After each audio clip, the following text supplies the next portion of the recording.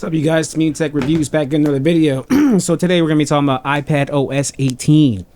I was very excited to see iPadOS 18 be unveiled at WWDC, as most you call it, Dub. It was an exciting event nonetheless. There were some pretty cool software updates with iOS 18, iPadOS 18, new macOS, etc. And one of the most exciting things that came out was something that iPad has been lacking for over 14 years, I think now. It's the calculator app. So let's get into that real quick. So the iPad, one of the most powerful tablets ever made, has always lacked a calculator app. And you had to get third-party calculator apps to, you know, do your calculations. However, there was a workaround with this. You could have used Spotlight to do your math calculations. You are able to do that. If you don't know, you can just swipe down on Spotlight, type in your math equations, whether 2 plus 2, division, multiplication, all that stuff. Spotlight will be able to do that math for you despite lacking a calculator app. But this time around, let me go into my notes over here. Apple's made the calculator app, and it's a little more than that. So obviously you have the calculator app. You're gonna have it in landscape mode to fit the iPad, and no ads, so no third-party ad calculators with their advertisements everywhere, where you would do a calculation and then get hit up with a game ad when you're just trying to do some simple mathematics. So we have math notes in this. It's with your Apple Pencil. So what you basically do is you can write any math equation with your Apple Pencil, and math notes will figure it out for you. Sine, cosine, all that stuff. Apple showed you a lot of examples at the event of them using math notes, and it was pretty impressive. And I'm glad that's here on the iPad, especially for, this will be very beneficial for college students who are majoring in math, engineering, taking a math class. If you're in high school, you got an iPad Pro. This could help you with some math equations that you can't figure out. So there's a lot of things that are in here that are beneficial with the simple calculator app. And then there's a lot of things with the Notes app. So the Notes app has a lot of updates. If you use your Apple Pencil, there's this thing called Smart Script. So what Smart Script will do, basically, if you have garbage handwriting like I do, whatever you write out with your Apple Pencil, it will make it legible. It'll use its AI, its Apple Intelligence, artificial intelligence, whatever you want to call it. They're marking it as Apple Intelligence. That's their AI. And basically it just makes it legible. So if you have really bad handwriting, it'll make it look neat. It'll still be your own handwriting. It'll just fix it up, your chicken scratch, and make it look a little more legible and professional. So that's pretty cool. You have live audio transcriptions. So basically what that is, as by the website, record audio sessions with your note and generate live audio. Transcriptions you can search through and combine other comments, checklists, documents, etc. So there's a lot of emphasis on the Notes app, and there's little things on here like you can highlight things, make it stand out, collapse sections, yada yada. So Apple is really focused on a lot of their first-party apps to make it more better, and obviously for creators and people who want to be productive, make it more how is it so simple, and just add stuff on there to make it work for you guys. And one of the main things that are the big talk about is Apple Intelligence. Is Siri going to be smarter? Siri 2.0. Apple Intelligence will be coming to the iPad Pro later on in the fall, and this will be integrated with ChatGPT. Elon Musk posted a tweet saying Apple is stupid for allowing ChatGPT to be a part of the OS. He's gonna ban everybody from Apple devices, yada. Elon Musk is a fool. So he's smart, but the guy's out there, man. But anyway, so with ChatGPT, is not a part of the OS technically. There's a lot of things Apple's like all about privacy and stuff like that.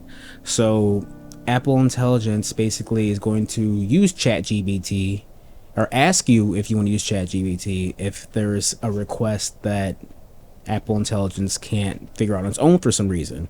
It's a large language model, so obviously it's going to get smarter over time. So basically it's an option. It's not integrated part of the OS. It just will ask you if you want to use it for that. So yeah, that's Apple Intelligence. Not in a nutshell, but it's gonna be smarter. It's gonna be more in-house stuff. There's gonna be a way where Siri will be aware of what you're doing, aware of what app you are, and be able to make requests within the app and stuff like that. So it should be pretty good stuff coming from Siri, and hopefully it's a lot smarter and on par with Google Assistant, because that's always been my gripe. It's one of the things that I would ask Siri a question and it would say, let me look it up for you on a website. I don't want to have you look it up on a website. I don't want to link to the website. I want the answer now. Kind of like Google Assistant. So hopefully Siri is able to do that and be on that level. That would be great to see. Another thing we saw was customization. So iOS, iPadOS is basically becoming like Android, where you can customize your home screen, put apps and widgets wherever you want, customize colors, yada yada, use dark icon on apps. But I mean, you guys can look all this up. I just want to get to the rundown how I feel about iPadOS 18. There's lots of new stuff on here so there's a lot of cool stuff on here with iPadOS 18. There's game modes, messages app is updated where you can italicize, underline, strike through, animations, tap backs. You can use all the emojis. But my main gripe with iPadOS, it has all these great things going for it, but man, the latest iPad Pros have the M4 chip, Apple's latest chip that's not in any of its other devices right now. And iPadOS is the iPad M4 is very capable of doing MacBook Pro M3 stuff. However, it's very limited by the OS still. I mean, you have these iPads are going for 16 gigabytes of memory, 1 terabyte, 2 terabyte, and these things cost as much as the MacBook Pros now. It's everything the MacBook Pro should be, touchscreen, but if they were to make a Mac OS that's touchscreen, then they wouldn't be able to sell iPads. If they make iPad OS with Mac OS, they wouldn't be able to sell MacBooks. And Apple's a $1 trillion company, so they have to find a way for people to buy all their products, to make all the products work with each other side by side. So it seems like the iPad will never have Mac OS on it. You will be stuck with Sidecar. But at this point, I mean, there's Final Cut, DaVinci Pro, Logic Pro on here. But at this point, the iPad is just overpowered. Like, the iPad M1 is more than capable of doing anything that the iPad M4 can do because it's limited by the software. Apple, I'm appreciative. I'm sure we're all appreciative. Us Apple people that use all these Apple products are grateful for the new updates that are finally catching up with its Android counterparts and being a little more polished, because that's what they do. Tim Cook said they're not always first, but they want to do it the best. So they're always not gonna be the first ones to do anything really innovative. They'll kind of just take something that's already there, polish it up, and make it better in their own version of it. So all these lock away hidden apps, let me get into the hidden apps. So I'm not sure. I mean, they talked about it at the keynote, why you would want to like hide apps, but at the same time, what you doing, man? What you doing that's so suspicious that you gotta hide apps? I know there's like, you know, you want your kid to use it, you don't want them to get into your like business apps, whatever. I get that. But I mean, privacy is big with Apple. Now it's going as far as hiding apps. Passwords, there's an app for that now. So you have to go into the settings mode and look for passwords to find your passwords. Now there's an app for that to keep all that together. Kind of like the 1Password and those other password applications. Now Apple kind of is competing with that, it seems, and making their own, which is pretty cool. You would love to have first-party applications on stuff, so that way you don't have to go through the hassle of downloading third-party apps for stuff like that. Game mode, Safari is going to be a little smarter, better reader mode. Share Play, Freeform. I don't know anybody who uses Freeform. If you use Freeform, there's updates with that. But yeah, other than that, privacy. That's about it, man. So really, I made this video talk about iPadOS 18 to state how I feel about it, because, man, I don't know.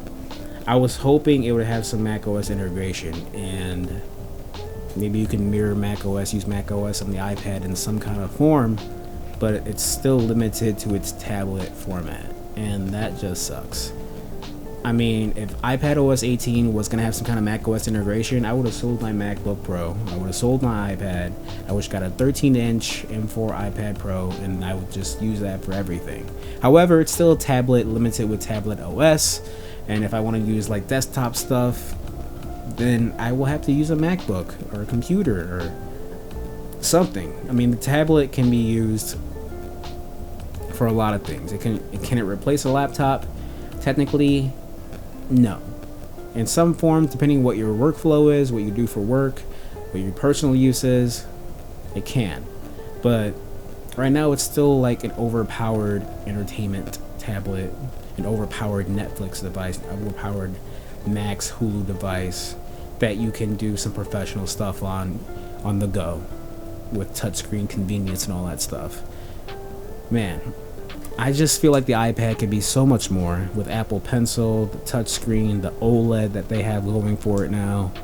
It could literally replace the MacBook if Apple let it, but they gotta make that money, and they're probably not gonna do that anytime soon. So, I don't know. How do you guys feel about iPadOS 18? Are you upset that Apple is still limiting the iPad and not letting macOS integration go into there in some kind of form? Let me know in the comments below. This is Team Tech Reviews with a rant video about iPadOS. My camera overheated, but this is Team Tech Reviews. Thanks for watching. Subscribe, hit that bell icon, stay tuned for more. Peace.